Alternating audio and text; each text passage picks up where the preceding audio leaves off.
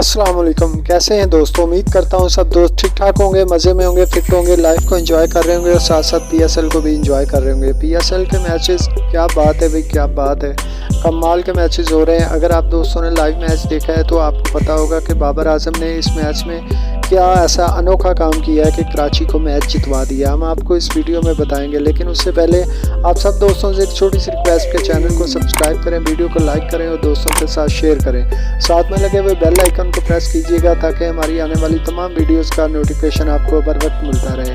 आज के मैच की ख़ास बात यह थी कि इतना बड़ा टारगेट जो है वो कैसे कराची ने किस तरह अचीव किया, कैसे चेज़ कर लिया।